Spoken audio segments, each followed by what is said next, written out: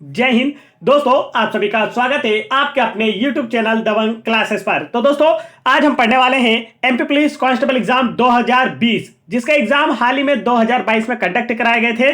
इसमें 11 जनवरी 2022 की first shift में पूछे गए जीके, जीएस और साइंस के क्वेश्चन हम पढ़ने वाले हैं। वीडियो को शुरू करने से पहले यहां पर हम भावना जी को काफी धन्यवाद देना चाहेंगे, जिन्होंने अपनी आंसर की हमारे साथ शेयर की है। तो चलिए, इसी के माध्यम से आप लोगों की तैयारी बेहतर हो पाएगी और आने वाले अबकारी और पटवारी जैसे एग्जाम्स की प्रिपरेशन आप बेहतर कर पाएंगे। तो चलिए देखते हैं यहां पर फर्स्ट क्वेश्चन क्या पूछा गया था। तो फर्स्ट क्वेश्चन में आप लोगों से पूछा गया था, होशंग शाह का मकबरा कहां स्थित है। क्या पूछा गया था दोस्तों? होशंग शाह का मकबरा कहां स्थित है।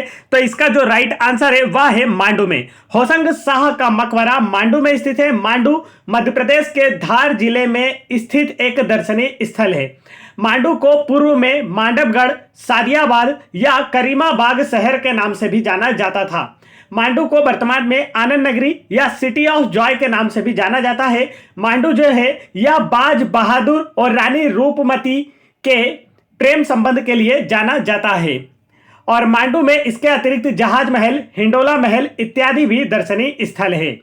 आगे बढ़ने से पहले दोस्तों, यहां पर मैं आप लोगों को बता देना चाहता हूं, यदि आप लोग पटवारी एग्जाम की तैयारी कर रहे हैं तो पटवारी एग्जाम की बेस्ट बुक के बारे में आज हम बात करेंगे, जो कि चक्षु प्रकाशन की है। और इस बुक को पटवारी एग्जाम के नए सिलेबस के आधार पर तैयार किया गया है, जहां पर सभी सब्जेक्ट को फुल सॉल्यूशन, फुल डिटेल में आपको बताया गया। साथ ही साथ यहां पर हर सब्जेक्ट के एमसीक्यू क्वेश्चन विथ डिटेल्स भी आप लोगों को दिए गए हैं, जिससे आपकी प्रिपरेशन और बेहतर हो पाएगी और आने वाले पटवारी एग्जाम में आप लोगों का भी सिलेक्शन हो पाएगा। तो यदि आपने अभी तक यह बुक प्राप्त नहीं की है तो आप मार्केट से या चाहे तो फ्लिपकार्ट और अमेजन से ऑनलाइन भी इस बुक को प्राप्त कर सकते हैं, जिसकी लिंक हमने आपको इस वीडियो के डिस्क्रिप्शन में दे रखी है। तो तुरंत वीडियो के डिस्क्रिप्शन में दी गई लिंक पर क्लिक करके इस बुक को तुरंत प्राप्त कर लें।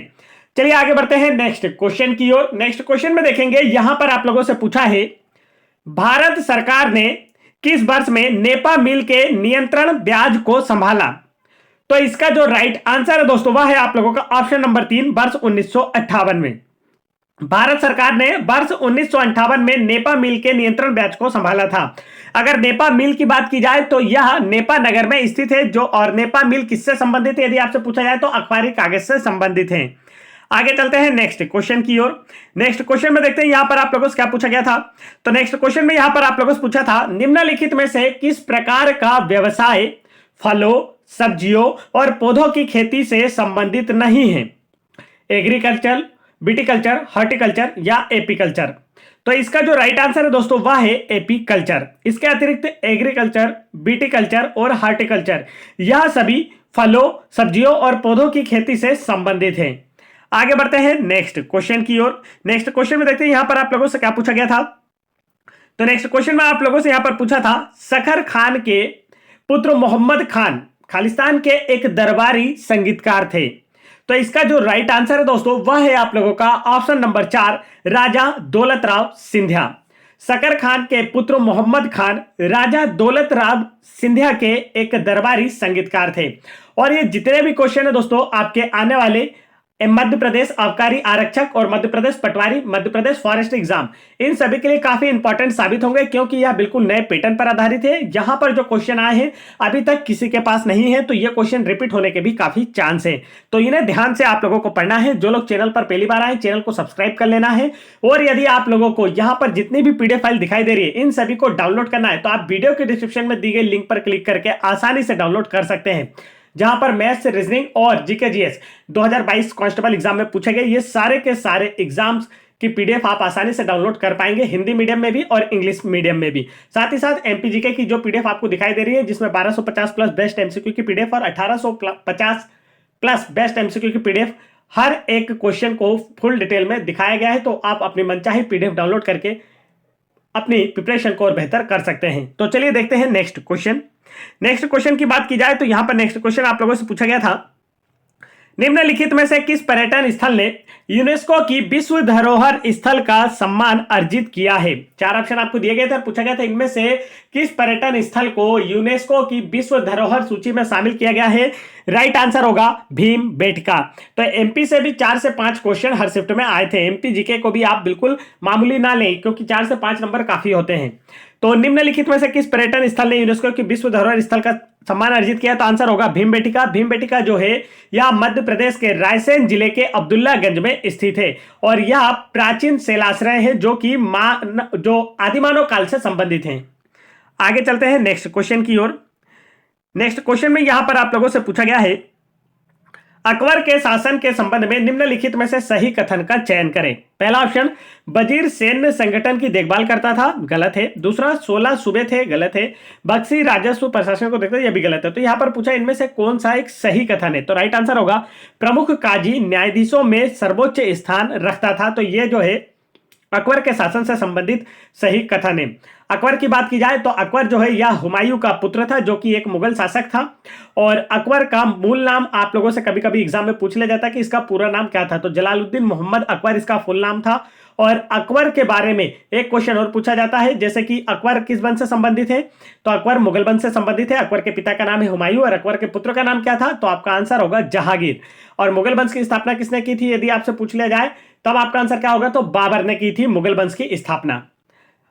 आगे बढ़ते हैं नेक्स्ट क्वेश्चन की ओर। नेक्स्ट क्वेश्चन में यहां पर आप लोगों से पूछा गया था, भारत के पहले पुरुष एक दिवसीय क्रिकेट कप्तान कौन है? चार ऑप्शन आपको दिए गए थे और पूछा गया था भारत के पहले पुरुष एक दिवसीय क्रिकेट कप्तान कौन है? तो आंसर होगा अजीत वाटेकर जो है या भारत के पहले पुरुष एक दिवसीय ओडीआई मैच की बात की जा रही है। यहां पर वनडे इंटरनेशनल मैच जो होता है ओडीआई या एक दिवसीय क्रिकेट मैदान जो मैच होता है उसका प्रथम कप्तान भारत की ओर से पहले कौन रहा पुरुष क्रिकेट टीम में? तो आंसर होगा अजीत वाडेकर।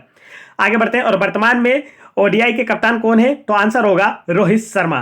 नेक्स्ट क्वेश्चन देखिए यहां पर आपसे क्या पूछा गया है, मध्य प्रदेश भारत में किस फसल या तिलहन उत्पादक राज्य है? तो आपको बताना है कि भारत का कौन से नंबर का तिलहन उत्पादक राज्य है, तब आपका आंसर होगा सबसे बड़ा।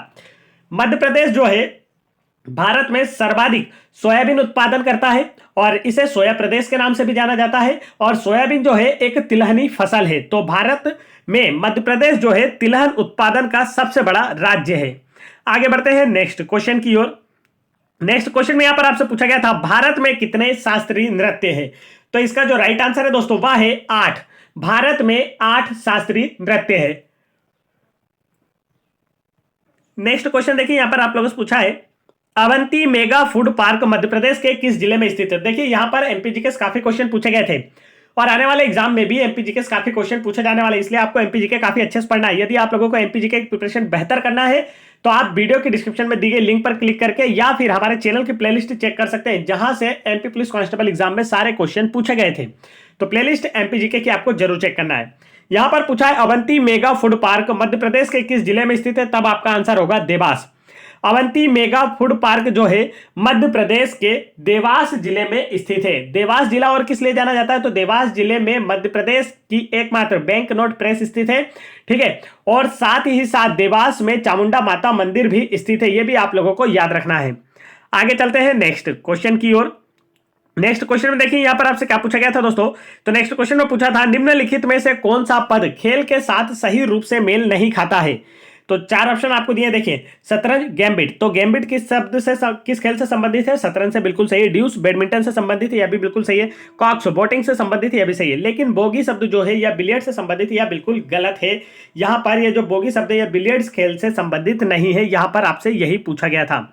तो खेल और उनसे संबंधित जो शब्द होते हैं उनसे रिलेटेड क्वेश्चन भी आप लोगों के एग्जाम में पूछे गए। यहां पर देखेंगे आगे, तो नेक्स्ट क्वेश्चन में पूछा था भारत का कालियाट्टम नृत्य देवी किस देवी की स्तुति के लिए किया जाता है? तो इसका जो राइट आंसर है केरल का जो कालियाट्टम नृत्य है यह देवी काली की स्तुति में किया जाता है। आपको याद रखना है कालियाट्टम नृत्य किस देवी की स्तुति में किया जाता है? देवी काली की स्तुति में किया जाता है। आगे बढ़ते हैं नेक्स्ट क्वेश्चन की ओर। नेक्स्ट क्वेश्चन में आप लोगों से यहां पर पूछा गया है मध्य प्रदेश के निम्नलिखित में से किस जिले में रामलीला का मेला लगता है? तो मध्य प्रदेश के मेलों से भी क्वेश्चन आप लोगों को पूछे जाते हैं, आपको काफी अच्छे से याद रखना है। चैनल की प्लेलिस्ट आप चेक करेंगे जहां पर मध्य प्रदेश के मेले हमने आपको काफी जितने भी इंपॉर्टेंट है सभी के सभी पढ़ाए हैं।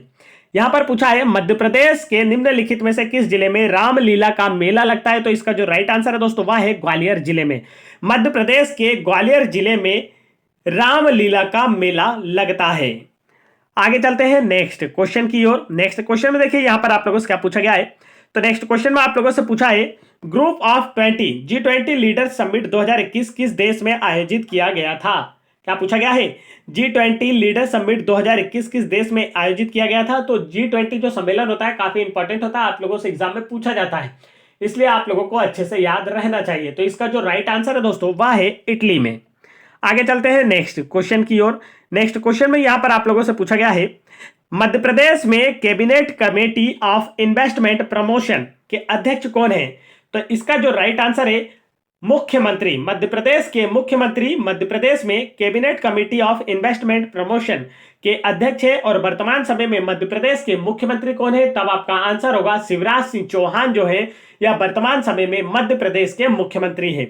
अब यहां पर मेरा आपसे एक क्वेश्चन है कि मध्य प्रदेश के प्रथम मुख्यमंत्री कौन थे? तो इसका आंसर आप लोगों को हमें कमेंट करके बताना है। काफी सरल क्वेश्चन है, आपसे मैंने पूछा है।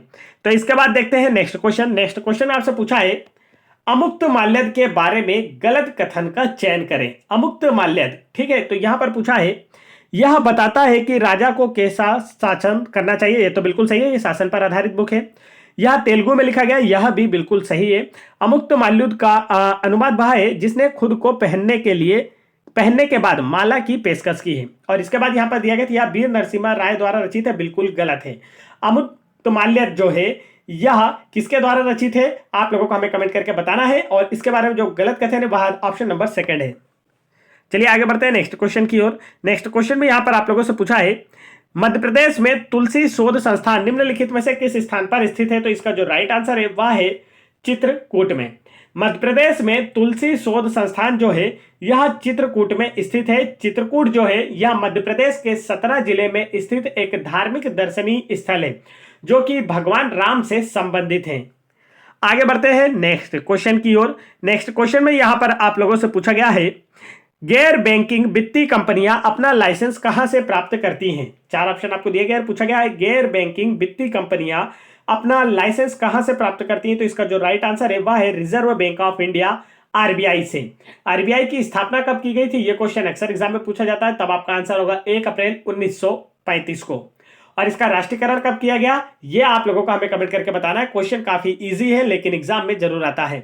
और वर्तमान समय में आरबीआई के मुख्यालय की बात की जाए तो यह मुंबई में है। और वर्तमान में आरबीआई के जो 25वें गवर्नर हैं वह शक्तिकांत दास हैं। आरबीआई जो है इसे बैंकों के बैंक के नाम से भी जाना जाता है। यह भारत का मुख्य बैंक है।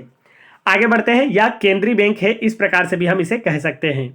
आगे चलते हैं नेक्स्ट क्वेश्चन की ओर। नेक्स्ट क्वेश्चन में आपसे पूछा है, नालंदा विश्वविद्यालय के संबंध में गलत कथन का चयन करें। 4 ऑप्शन आपको दिए गए। पूछा गया है नालंदा विश्वविद्यालय के संबंध में गलत कथन का चयन करें। तो देखिए आजकल क्वेश्चन का जो पैटर्न है वो बदल दिया गया। पहले आपको क्या होता था, 4 ऑप्शन दिया जाता है जिसमें से आपको एक आंसर टिक करना होता था और आंसर आपका आ जाता था। मतलब आपको सिर्फ एक ही आंसर पता होना चाहिए था।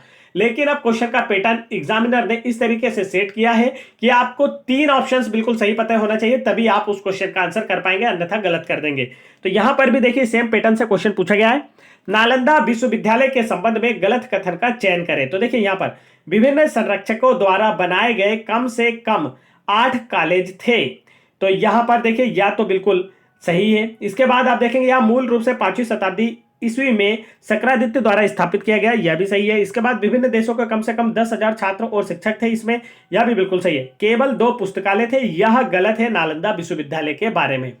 नालंदा विश्वविद्यालय की अगर बात की जाए तो यह वर्तमान समय में मध्य प्रदेश नहीं, भारत के किस राज्य के अंतर्गत आता है, यह आपको हमें कमेंट करके बताना है। काफी इजी क्वेश्चन है, आप लोगों से एग्जाम में जरूर पूछा जाता है। आगे बढ़ते हैं नेक्स्ट क्वेश्चन की ओर।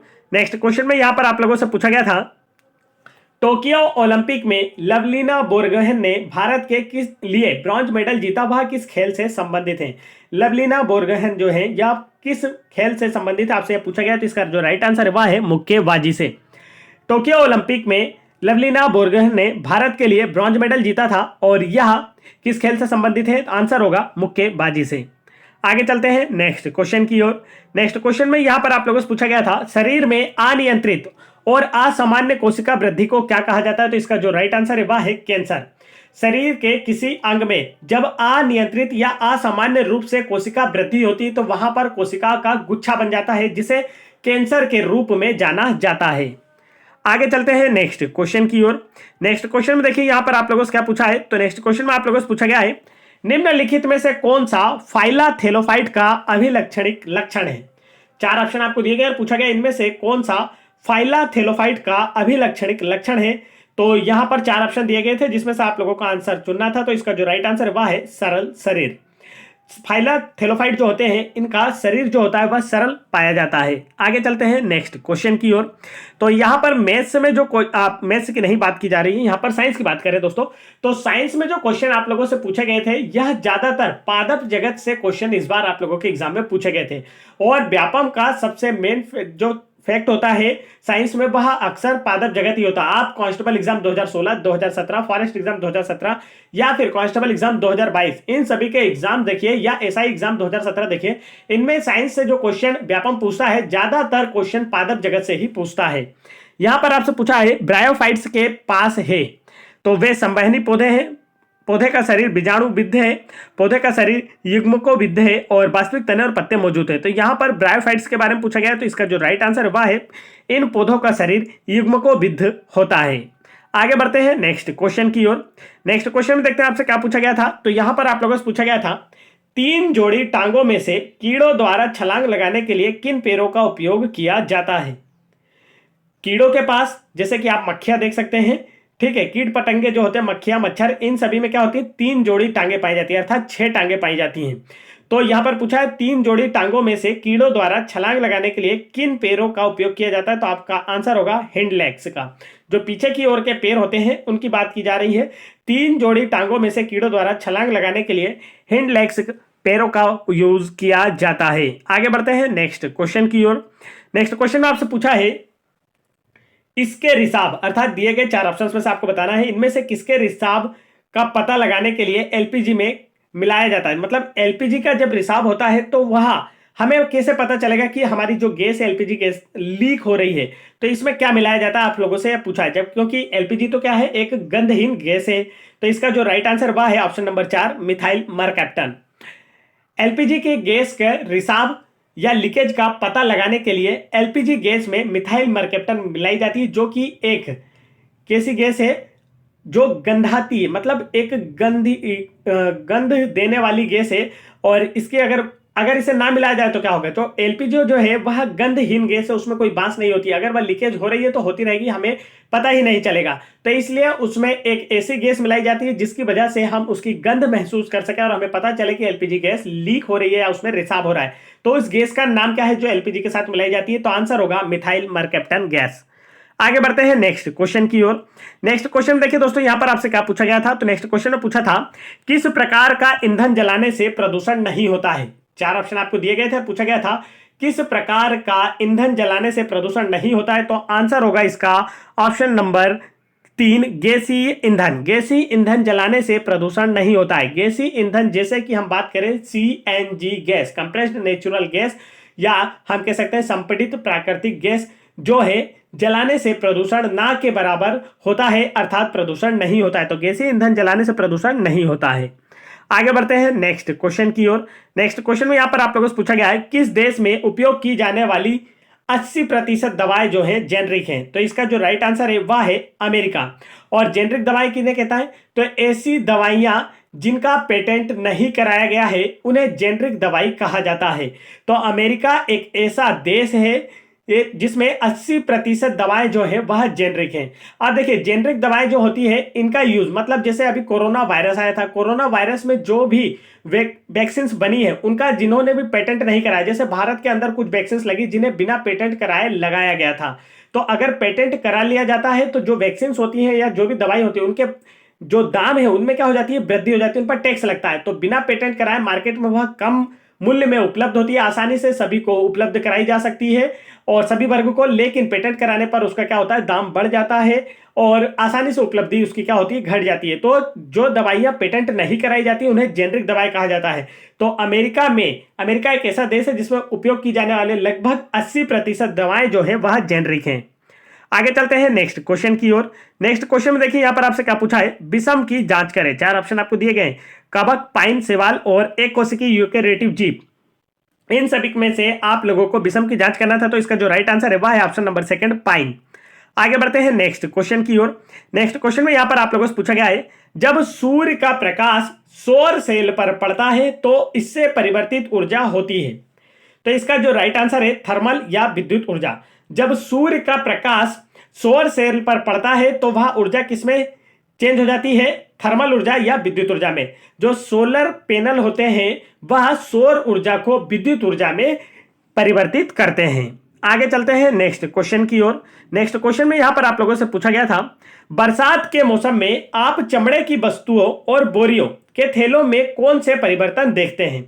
तो इसका जो राइट आंसर है वहां पर शैवालों में वृद्धि हो जाती है। आपने देखा होगा बरसात के मौसम में या नमी वाले मौसम में जो चमड़े की वस्तुएं या बोरी होती हैं उन पर क्या होता है, आपको ऐसे भूरे भूरे कलर के बारीक बारीक कुछ दिखाई देने लगेगा। तो वह क्या होता है? बारीक बारीक रुएं जैसे जो दिखाई देने लगता है तो वह शैवाल होता है।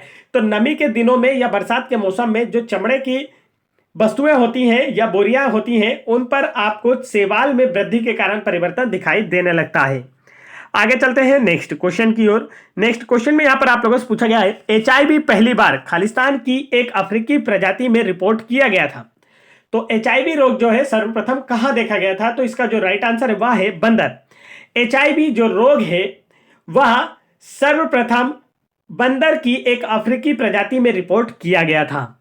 HIV की वजह से एड्स रोग होता है और एड्स का फुल फॉर्म होता है एक्वायर्ड इम्यूनो डिफिशियंसी सिंड्रोम, और प्रत्येक वर्ष 1 दिसंबर को एड्स दिवस के रूप में मनाया जाता है ताकि लोगों को इसके प्रति जागरूक किया जा सके। इसके बाद देखते हैं नेक्स्ट क्वेश्चन यहां पर है हमारा। तो दोस्तों वीडियो पसंद आ रहा है तो वीडियो को लाइक कीजिए, चैनल पर पहली बार आए तो चैनल को जरूर सब्सक्राइब कर लीजिए ताकि आप लोगों को ऐसे ही सारे के सारे इंपॉर्टेंट क्वेश्चंस के वीडियो देखने को मिले जिससे आने वाले एग्जाम्स की प्रिपरेशन आपकी ओर बेहतर हो पाए। नेक्स्ट क्वेश्चन में यहां पर पूछा है, पृथ्वी का कितना अनुपात पानी से आवृत है? तो लगभग पृथ्वी के कितने प्रतिशत भाग पर पानी है? तो आप देखेंगे कि 79% भाग पर पानी है, तो 71% भाग पर पानी है और 29% भाग पर क्या है? स्थल है। तो लगभग 71 को हम क्या कह सकते हैं कि 3/4 भाग पर पृथ्वी के क्या है? पानी है। आगे बढ़ते हैं नेक्स्ट क्वेश्चन की ओर दोस्तों। तो नेक्स्ट क्वेश्चन में यहां पर आप लोगों से पूछा गया है, देखिए यहां पर इसका सही मिलान करना था। पोलियो किसकी वजह से होता है और विब्रियो बीमारी किसकी वजह से होती है और बोटेलिज्म बीमारी जो है यह किसकी वजह से होती है? तो इसका जो राइट आंसर है वह है दोस्तों आपका पोलियो बीमारी जो होती है या पोलियो वायरस के कारण होती है। विब्रियो बीमारी जो होती है या विब्रियो बल्कि फिकस के कारण, और बोटेलिज्म बीमारी जो होती है यह क्लोस्ट्रीडियम बोटुलिनम। तो यह तो नाम से ही पता चल रहा है सभी के नाम में, सभी के वायरस में उनके नाम छुपे हुए हैं, तो आप आसानी से इसे सॉल्व कर सकते थे। आगे चलते हैं। तो देखिए यहां पर मेस से निकल गया मुझे। यहां पर देखिए साइंस के क्वेश्चन में भी आप लोगों से अभिकथन कर लिया गया था और कारण दिया गया था, तो इसी से रिलेटेड 2 क्वेश्चन आपके हर शिफ्ट में पूछे गए थे। साइंस में कथन और कारण से रिलेटेड 2 क्वेश्चन हर शिफ्ट में आपसे पूछे गए थे। आप सारी शिफ्टों को हम आपको हल करा रहे हैं और आप हर शिफ्ट को फुल सॉल्यूशन देख रहे हैं तो आपको पता चला होगा। देखिए यहां पर अभिकथन में दिया था, सार्वजनिक परिवहन के लिए CNG LPG के उपयोग को प्रोत्साहित करना। CNG में मीथेन होता है जो अन्य जीवाश्म ईंधन की तुलना में अधिक सफाई से दहन करता है। तो यहां पर पहले कथन दिया गया था और बाद में उसका कारण। तो क्या कारण कथन का सही उत्तर है या सही जवाब है या नहीं, स्पष्टीकरण करता है या नहीं? तो देखिए इसका आंसर ऑप्शन नंबर 4 A और R दोनों सही हैं।